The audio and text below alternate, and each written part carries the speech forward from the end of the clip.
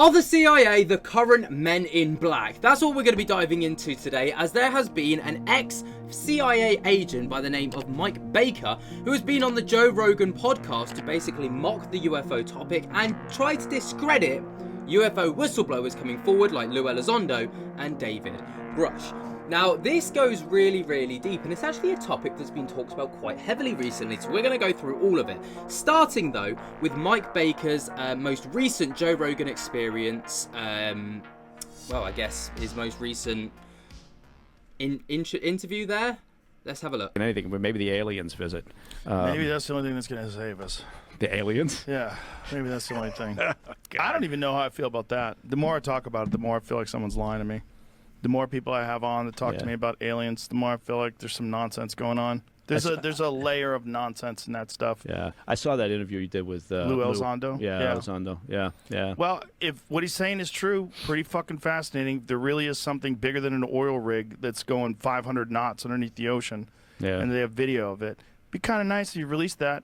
Yeah. They really do have 4K video of these crafts moving at insane speeds that are very high resolution, and you can see exactly what you're looking at. That'd be nice. I saw his. I mean, I saw his explanation for why they wouldn't was because, well, we don't want to tip off the aliens, but we know about it. I'm thinking, is that the explanation? Yeah, well, it's sort of like if we say that if we alert the public, then suddenly they'll know about it and they may move up their plans to attack us sooner. And my thought was, I'm pretty sure if they can build what they're building and move that way and develop, they probably know what we're doing already, right? Yeah, and they probably have the ability to stop anything we're trying to do. Yeah. We're talking about something that can get here from another galaxy. I have a feeling they're a little bit more advanced than us. Yeah. When you go to the Amazon jungle and you visit an uncontacted tribe, you're not really worried about arrows if you have a tank. Yeah. Yeah. God damn it, I was promised in the 60s, late 60s, admittedly, I was young, a jetpack. We're all going to have jetpacks. Flying cars, remember? Flying cars. It didn't happen to this day. I'm still pissed off about it. Now, obviously, this is really weird because everyone's like, when Lou Elizondo was on the Joe Rogan Experience recently, Joe was completely on board with Lou, and he was like, yeah, this whole disclosure thing, I'm all about it, tell me what you know. And then suddenly he gets someone on who's kind of discrediting it, and Joe Rogan just kind of flip-flops, and he's like, nah, it's not real, is it? You're telling me it's not real, so I'm going to go down that narrative for this video. And it's like, where does Joe Rogan sit? Now, obviously, Mike Baker has been on the podcast before, and many other people have. So this was one from, I believe it was about 7 months ago.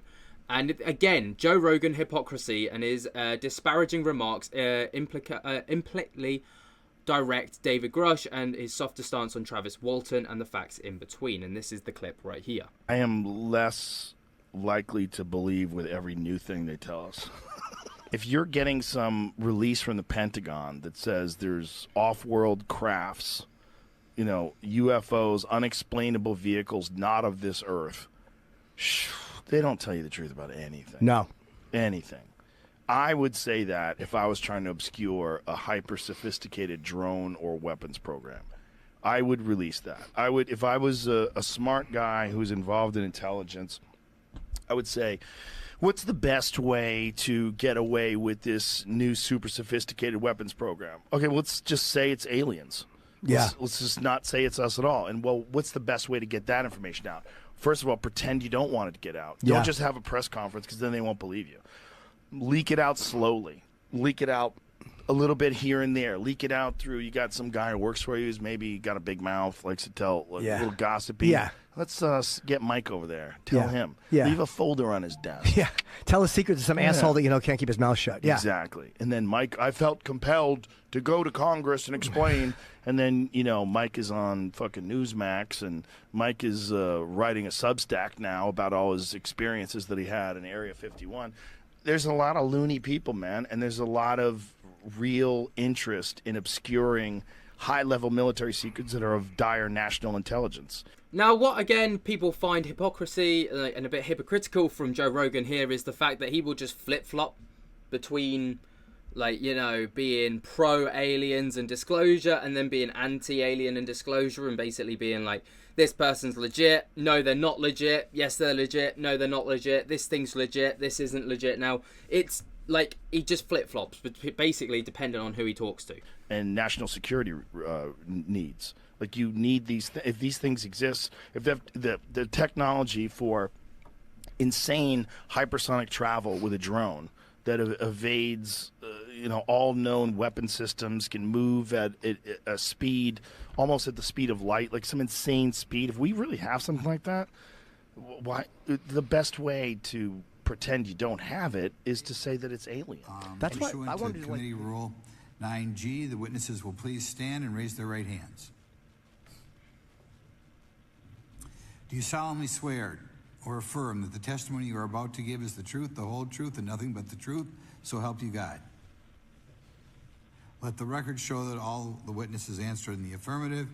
My name is David Charles Grush. I was an intelligence officer for 14 years, both in the U.S. Air Force, both active duty, Air National Guard, and Reserve, at the rank of major, and most recently from 2021 to 2023, at the National Geospatial Intelligence Agency, NGA, at the GS-15 civilian level, which is the military equivalent of a full bird colonel.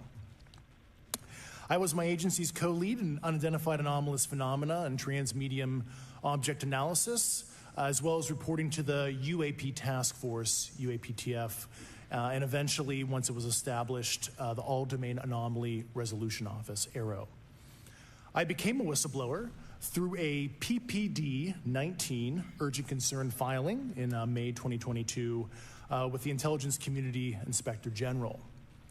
Following concerning reports from multiple esteemed and credentialed current and former military and intelligence community individuals that the U.S. government is operating with secrecy above congressional oversight with regards to UAPs. My testimony is based on information I've been given by individuals with a long-standing track record of legitimacy and service to this country, many of whom also have shared compelling evidence in the form of photography, official documentation, and classified oral testimony to my... Okay, so this is obviously why David Grush became a whistleblower, but then we're going to flip back to the Joe Rogan Experience and kind of talk about what Joe and his guests went on to talk about. Hard. I'll tell you what, this fucking guy, Travis Walton, this is one of the craziest stories. He's the guy that was in that Fire in the movie, Sky, right? Fire in the Sky. That one's wild, man. That one's wild because that guy was missing for 5 days or however many days it was, and then turns up and has this story that's similar to so many other stories. But did his friends see him disappear? Yeah. They saw him get taken? No, they saw him walk up to the spacecraft, and they saw, as he got close to the spacecraft, some sort of beam of light hit him, and he falls to the ground, and they panicked. So they get in their car, allegedly, obviously. Yeah, sure. They drive off. They're all screaming and yelling at each other, we have to go back. We can't leave him there. We have to go back. They get like a mile down the road, and they're like fighting with each other. And they go, okay, we're going to go back. And they go back, and he's gone. The craft's gone. He's gone. And then many days later, he shows up with this crazy story in the town, wearing the same clothes, and doesn't know how he got there, and calls for help. And he says that he was abducted and taken aboard this craft, and they fixed him. They realized that they had blasted him with this beam of energy that came off of this spaceship, and then they brought him back on and repaired him. He talked about the different kinds of beings that he encountered and what the experience was like. And, I mean, you don't know what that is. What does that mean? So there you go. Basically, Joe Rogan going on to talk with Mike Baker.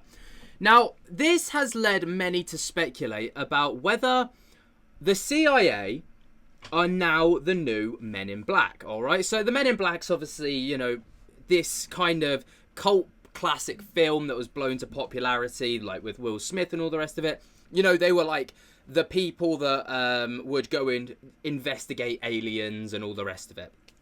And no one really has seen the Men in Black. They're kind of like a legend. They're not deemed to be real, but many people have claimed that they've had UFO encounters, and then they have had encounters with the Men in Black.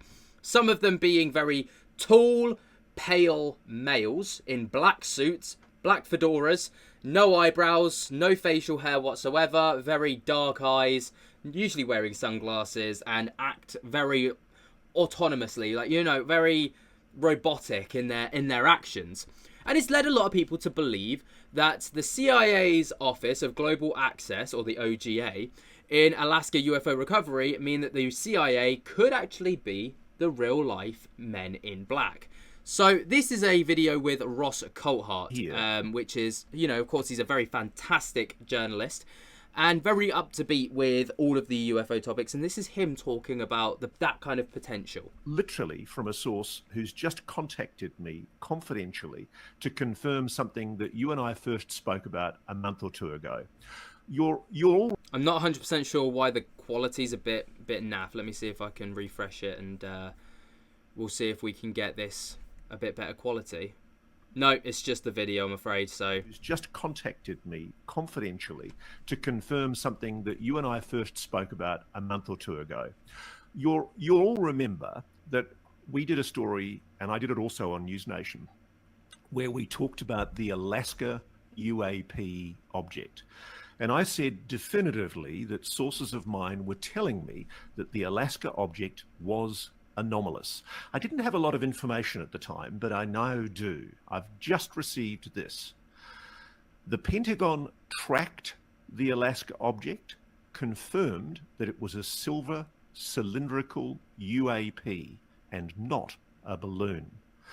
The President, Joe Biden, ordered the shoot done, and multiple assets were involved with the recovery. HC-130, F-16s for cover, and OGA black helicopters. That's a direct quote from somebody who has a source in the Pentagon, and he says that he is 100% certain of this account. Wow. Around 1:45 Eastern Time, Friday the 10th of February, the first of 3 objects that are still unexplained is shot down by US fighters near the town of Deadhorse in northern Alaska.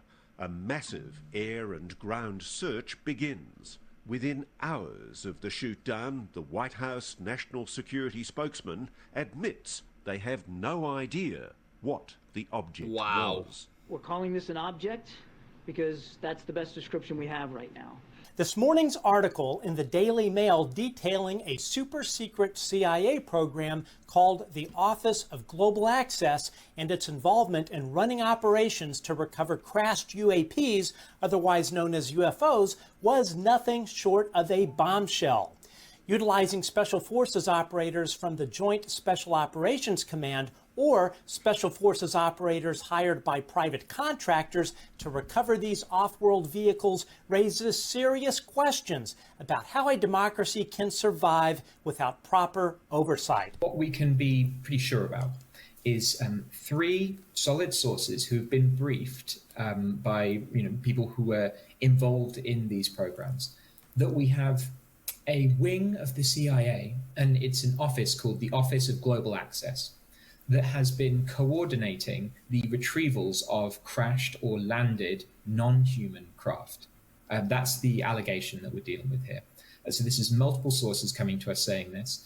They're saying that the way this works is you have the CIA getting intelligence of these craft flying around somewhere. Maybe they've been brought down, maybe they've crashed, and this can be anywhere in the world. They then coordinate with special operations forces, and that can be, under JSOC, that can be Delta Force, it can be SEAL teams. There's a range of different options there for the actual guys on the ground who are going to collect these things. They bring them back, and then it's the OGA, the Office of Global Access, that coordinates the handoff. They either give it to another government department or various government departments, or they give it to private industry, and that's the kind of Lockheed Martins of the world. Wow. Show a little picture of the flight tracker of the C-130 that's burning circles out here over the ice, over what we presume is the location of this object. I'll put that on the screen so you guys can see it. This is so fascinating. A little red dot for as close as I can get to it and show you where I'm at. Obviously this... Wow, okay, so this is the flight path. So anything they shot down over there should be recoverable. My coworkers have heard jets flying over, and we've seen a Black Hawk helicopter fly out over the ice. So, all right, here's some of the photos of what we're seeing up here. Wow. Pretty crazy military activity. The whole reason I made this video is kind of draw some attention to my YouTube channel. So if you guys want to check it out, Backcountry Alaska, it's everything I do up here. Thanks. Totally military C-130 flying out over the ice right now.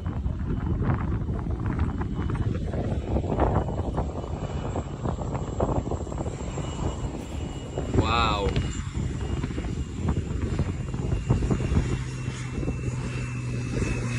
There it goes. Definitely not a cargo plane. Our cargo C-130s up here are painted white. Headed out over the ice. Boom. Crazy.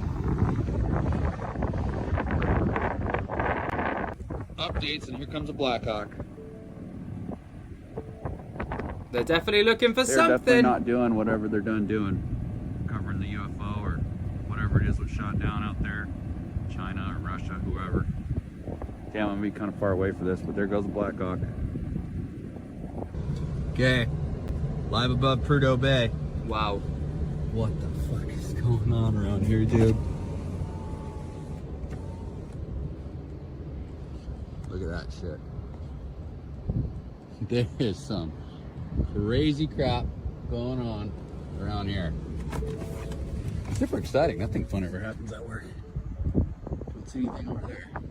I mean, you can't argue with it. Super exciting, nothing fun ever happens at work. The rest of the video is just kind of footage from this guy, more of the same kind of stuff. But obviously, that there just kind of highlights the OGA, or the the CIA's Office of Global Access, and how intrigued they are within crashed UAP, right? And it's been labelled as crashed UAP from sources within the Pentagon, which is just absolutely mind-boggling. And it's no wonder that people are starting to wonder, well, is this just what we believe to be the Men in Black? Is this just, you know, the arm of the... I mean, you'd think ARROW would be the ones called out to this kind of thing, because that is literally their domain is UAP, UFO, unidentified flying objects. But, you know, the OGA seem to be the ones that are called out in times of recovery. So what's really going on? Let me know what you guys think down in the comments below. While you're down there, be sure to jump to get the hell out of that like button. And until next time, I'll speak to you later. Peace.